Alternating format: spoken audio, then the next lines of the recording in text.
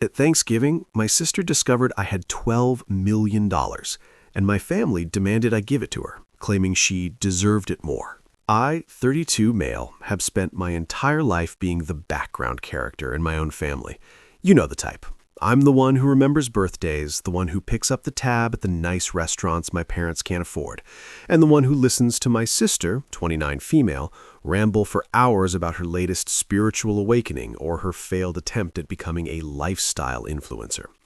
For 32 years, I was the stable one, the boring one, the software engineer who lived in a one-bedroom apartment and drove a car that made a rattling noise every time I hit 60 miles per hour. My family, my mother, my father, and my sister, viewed my stability as a resource. To them, my life was a safety net for their chaos. My sister hasn't held a job for more than 3 months in her life. She finds herself on my parents' dime, and when their dime runs out, she finds a way to reach into my pocket. I've spent years being the good son, the good brother, the guy who just wanted everyone to be happy. But 6 months ago, my life changed in a way that had nothing to do with them. I was an early employee at a cybersecurity startup. We worked 80-hour weeks for 5 years. I lived on coffee and stress. When the company was acquired by a massive tech conglomerate in the spring, my equity stake vested. After the federal and state governments took their massive cuts, I was left with exactly $1,214,000. I didn't buy a mansion. I didn't quit my job. I actually like what I do. I moved the money into a private wealth management trust, set up a diversified portfolio of index funds and municipal bonds, and kept my mouth shut. I knew that if my family found out, the $12 million wouldn't be my money, it would be our money. And by our, they meant hers. Then came Thanksgiving. The drive to my parents' house was the usual 3 hours of heavy traffic and self-reflection. I had my work laptop in the passenger seat because we were in the middle of a massive server migration. In the tech world, the servers don't care about turkey or cranberry sauce. I figured I'd just duck away for 20 minutes here and there to monitor the logs. When I walked into the house, the air was already thick with the familiar scent of roasting poultry and impending drama. My sister was already there, lounging on the sofa, scrolling through her phone, while my mother toiled away in the kitchen. "Hey, big brother," my sister said without looking up. "Did you bring that wine I like, the $80 bottle?" "I brought a nice Cabernet," I said, setting the laptop bag down in the corner of the living room. "Ugh, probably the cheap stuff," she muttered. I ignored it and went into the kitchen to help my mom. My father was in his recliner complaining about his back and the cost of the holistic treatments my sister had convinced him to try. It was the same script they'd been running for a decade. My sister was on the verge of a breakthrough. My parents were struggling but hopeful, and I was the well-off son who should be doing more. About an hour before dinner, I got a Slack notification on my phone. The migration was hitting a snag. I hurried into the living room, opened my laptop on the coffee table, and logged into my remote workstation.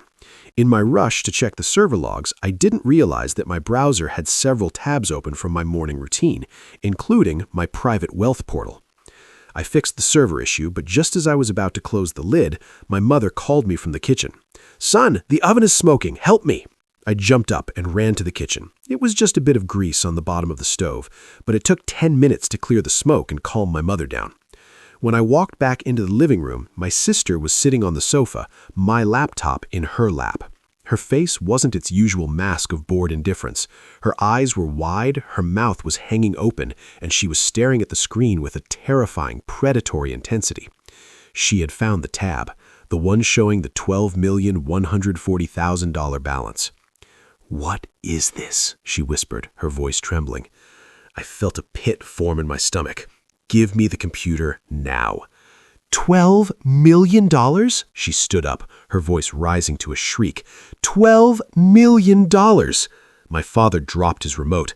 My mother ran in from the kitchen, wiping her hands on her apron.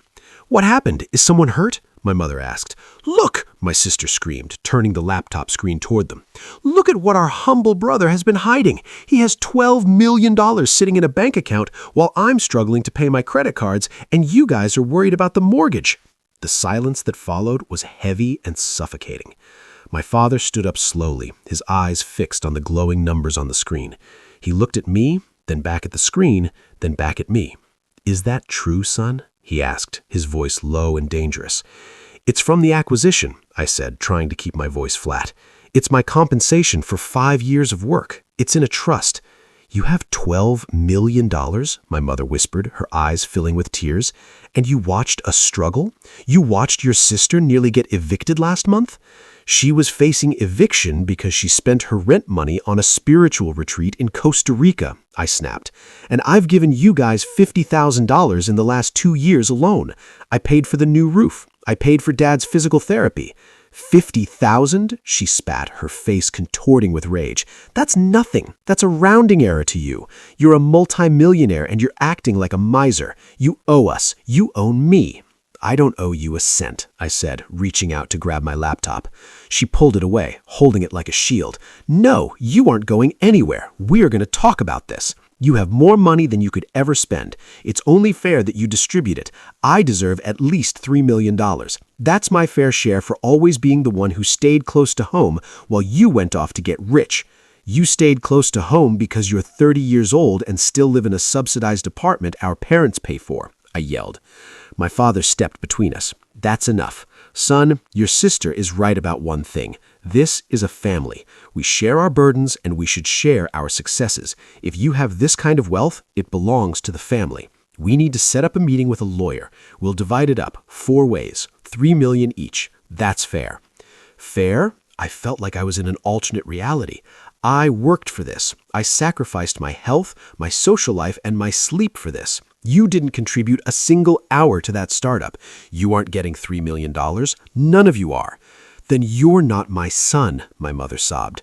"How can you be so greedy? How can you look at your own flesh and blood and say no when you have so much? If your love for me is contingent on a $3 million check, then you never loved me anyway."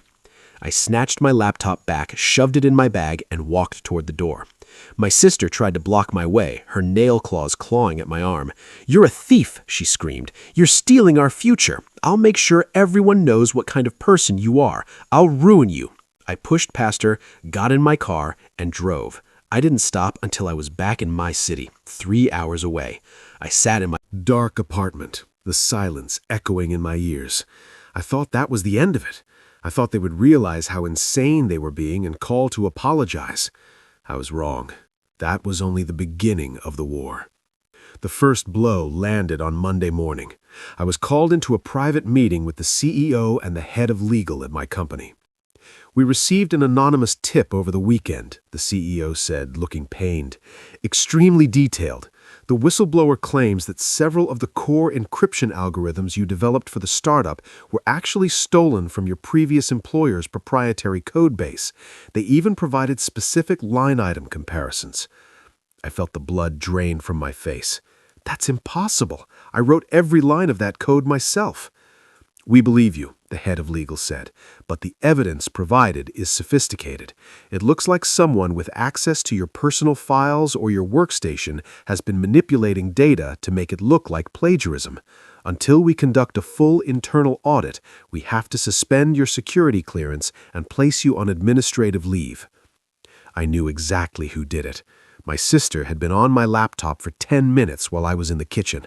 She wasn't just looking at my bank balance, she was digging. She had found my archived project folders. She didn't understand the code, but she knew how to use an AI to generate similar-looking snippets and send a fake tip. Before I could even process the suspension, the second blow landed. I received a formal summons. My sister was suing me.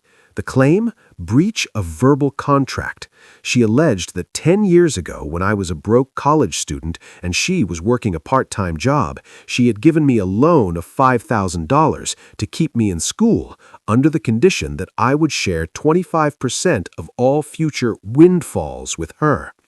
It was a total lie. She never had $5,000. I was the one who had worked 3 jobs in college while she spent her high school years partying. But she had a witness, my mother. My mother had signed an affidavit swearing she was present when the contract was made. Then came the third blow, the most calculated one. My father called me on Wednesday night. He sounded like he was crying, real gut-wrenching sobs. "It's your mother," he choked out. "The stress, the heartbreak of what's happening. She's had a massive cardiac event. She's in the ICU at St. Jude's. The bills, the insurance says they won't cover the specialized cardiac wing because it's out of network. We need $200,000 just for the deposit to keep her there." "What?" I stood up, my heart hammering. "Which hospital? I'm coming now." "No, don't come," he said quickly. "She doesn't want to see you. She says your presence is what caused this. Just, if you have any soul left, send the money. I'll send you the wire instructions for the hospital's billing department." I was halfway to my banking app when a cold feeling washed over me. Something about the way he said wire instructions sounded rehearsed. And St. Jude's? That was a 4-hour drive from them. There were 3 major heart centers within 20 minutes of their house. I didn't wire the money. Instead, I called the hospital. "I'm looking for the room of mother's name," I said to the receptionist.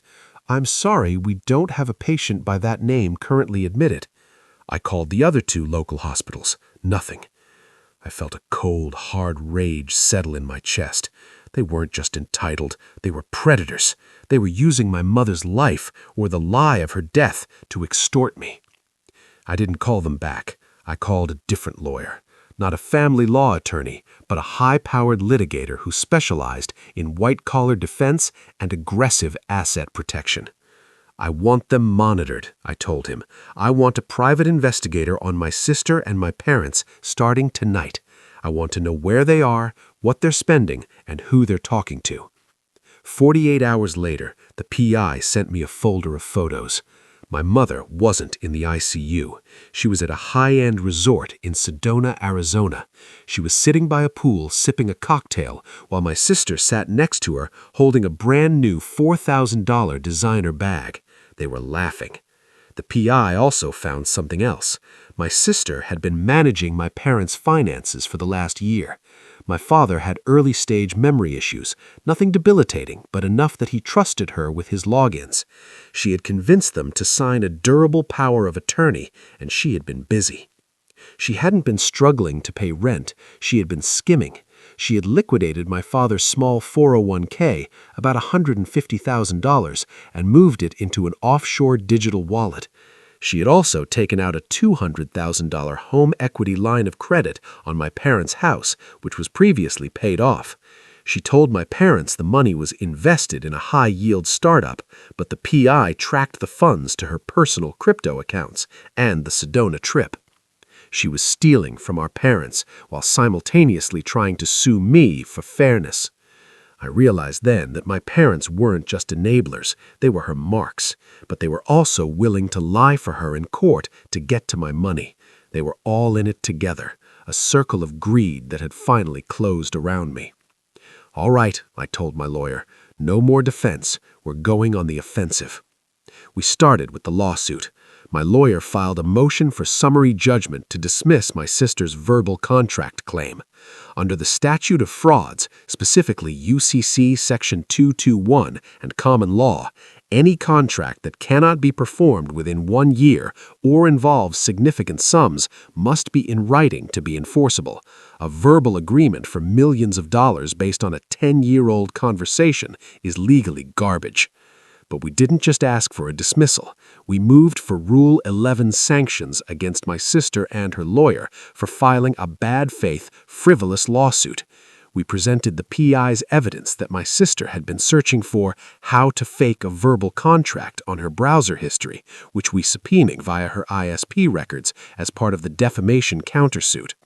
Her lawyer, realizing he was about to lose his license for participating in a fraud, dropped her as a client within an hour of receiving our filing. Next, I handled the stolen code allegation at my work. I hired an independent forensic firm to compare my code with the evidence that the whistleblower had provided. We proved that the stolen snippets were actually generated by an AI to mimic my style, but contained syntax errors that would never exist in my real work. We traced the IP address of the anonymous tip back to a public Wi-Fi network at a Starbucks 3 blocks from my parents' house at a time when my sister's cell phone pinged at that exact location. My company cleared me immediately, issued a public apology, and gave me a bonus for the trouble. But the satisfying revenge, that was saved for the house. I discovered that my sister had defaulted on the first 2 payments of the $200,000 home equity loan she had taken in my father's name. The bank was gearing up to start the foreclosure process. Instead of letting it happen, I contacted the bank's distressed debt department. I bought the note. For $190,000, I purchased the mortgage on my parents' house. I was now their landlord and their lien holder. I drove back to their house on a Tuesday morning. I didn't call. I didn't bring turkey. I brought a sheriff's deputy and a court reporter. I walked into the living room. My sister was there, looking frazzled. Probably because her bank accounts had been frozen by my lawyer's prejudgment attachment order. My parents were sitting on the sofa, looking old and tired. "Why are you here?" my mother gasped, looking guilty as hell. "I thought I'm supposed to be in the hospital." "The Sedona Hospital?" I asked, throwing the photos of her by the pool onto the coffee table. "You look remarkably recovered for someone who had a massive cardiac event 5 days ago." The room went silent. My father looked at the photos, then at my mother. "I have the forensic accounting of your bank accounts," I said, looking at my sister. "I know about the $150,000 you stole from Dad's 401k. I know about the crypto wallet. And I know about the home equity loan you forged Dad's initials on." "She didn't forge anything," she screamed. "He signed it. He wanted to help me." "He has early-stage cognitive decline," I said. "Taking advantage of that is called elder financial abuse. It's a felony under Penal Code 368. I've already turned the files over to the district attorney. They'll be arriving shortly to talk to you." My sister turned a shade of white I've only seen on paper. "As for the house," I looked at my parents, "the bank sold me the debt. I own the mortgage, and since the payments are 60 days past due, I'm initiating the foreclosure process. You have 30 days to get out." "You can't do this," my father yelled. "We're your parents." "And I was your son," I said. "The one who paid for your roof and your medical bills while your daughter was robing you blind. You chose her greed over my loyalty. You lied to a court of law to try and steal $3 million from me. You tried to get me fired from my job." I leaned in close to my sister. "The DA is going to offer you a plea deal. If you give back the crypto and confess to the fraud, you might get away with 5 years. If you fight it, I'll spend every one of my $12 million to make sure you spend a decade in a cell." Then I looked at my parents. "I'm not a monster. I'm not going to put you on the street. But here's how this works. You sign an affidavit admitting that the verbal contract was a lie. You sign over a permanent restraining order against your daughter, and you agree to testify against her for the theft of your 401k. If you do that, I will put this house in a life estate trust. You can live here until you die. I'll pay the taxes and the insurance, but you will have 0 control over the property, and your daughter will never be allowed to step foot on this lawn again. If she does, the trust is voided and you're evicted." My mother started to wail. My sister started to curse at her, calling her a weak coward.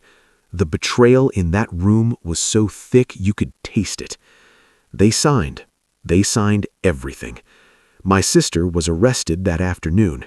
She ended up taking a plea for 3 years in state prison.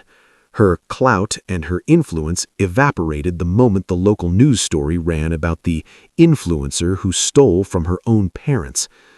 My parents still live in the house. I don't visit. I have a property management company that handles their needs.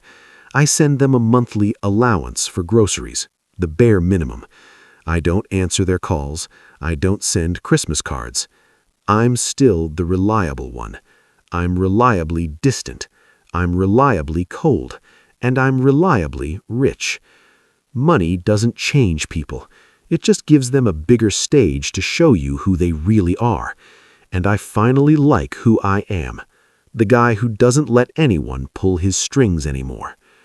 Since I'm the only one in the family who actually understands how to read a bank statement, you should probably subscribe before my sister tries to manifest a lawsuit against your followers.